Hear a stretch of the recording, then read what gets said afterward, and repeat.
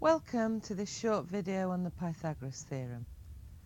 Pythagoras was an ancient Greek mathematician who lived about 2,500 years ago. He discovered something very interesting about the relationships between the lengths of the sides on right-angled triangles. His discovery has real-life uses today. For example, in the construction industry, it can be used to measure the length of a ladder required to reach a certain height up a building. Mobile phones and televisions are sold to us with the diagonal measurements displayed. Sometimes we need to find the length and width of such devices. Roofers often use Pythagoras to establish how many roof tiles they'll need for a job. If we superimpose right-angled triangles on all these images, we can see that Pythagoras' theorem can be used to calculate the lengths of the sides that we don't know.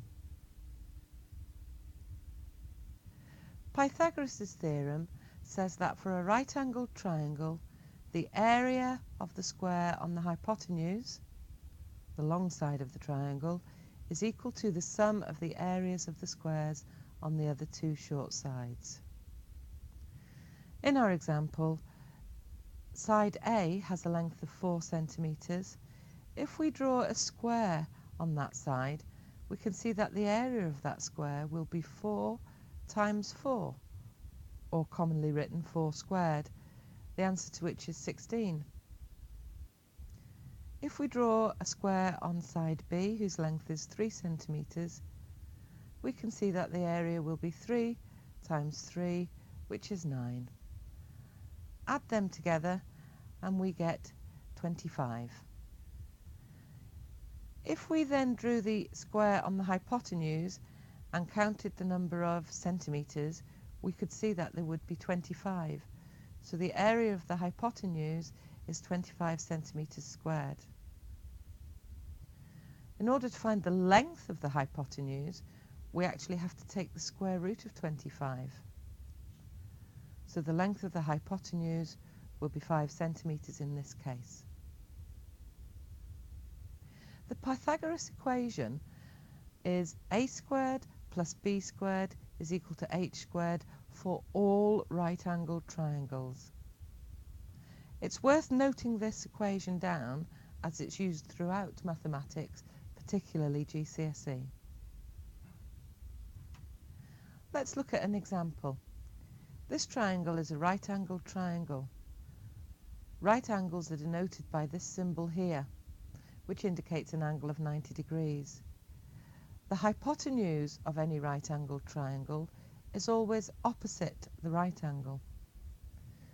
So we're asked to work out the length of the side marked H in this triangle, which is our hypotenuse. Let's use Pythagoras' theorem, which states that a squared plus b squared is equal to h squared. A in this case is 20 centimetres, b is 21 centimetres, and we want to find out the length of h. So let's plug in the numbers. 20 centimetres squared plus 21 centimetres squared is equal to h squared. Of course, 20 centimetres squared is 20 times 20. 21 centimetres squared is 21 times 21. So if we put those into the calculators, we'd get out the numbers 400 plus 441 is equal to h squared. Add those together, 841 is equal to h squared. What this is telling us is that if we drew the square on the length of this hypotenuse, it would be 841 centimetres squared. To find the length of h, we of course have to take the square root of 841, which calculates out at 29 centimetres. Let's look at another example. We're asked to work out the length of the side marked B in this triangle. Let's look at the triangle. B we can see is one of the shorter sides. The side H is opposite the right angle, so it's the hypotenuse. We can still use Pythagoras' theorem in this case. A squared plus b squared is equal to h squared. So we could say that 3.4 squared plus b squared is equal to 5.6 squared. Calculating those out, 11.56 plus b squared is equal to 31.36. In order to find out what b is, we need to subtract 11.56 from each side of the equation. And that leaves us with b squared equaling 31.36 minus 11.56, which calculates out to 19.8. b squared is 19.8, so the length of b, of course, is the square root of 19.8, which turns out to be 4.44971, but let's round that to 2 decimal places. So the length of side b, we can say, is 4.45 centimetres. Now it's your turn. Grab yourself a piece of paper, a pen and a calculator. If you want some practice at Pythagoras, do question 1. So find the length of the hypotenuse in each of these triangles. If you feel super confident, go straight to question 2 and find the lengths of the sides marked with a letter in each of those triangles and give your answers correct to 1 decimal place. Pause the video for 5 minutes and have a go. Here are the answers. You should check them against your own work to see if you were right. Let's look at a real-life application of Pythagoras' theorem.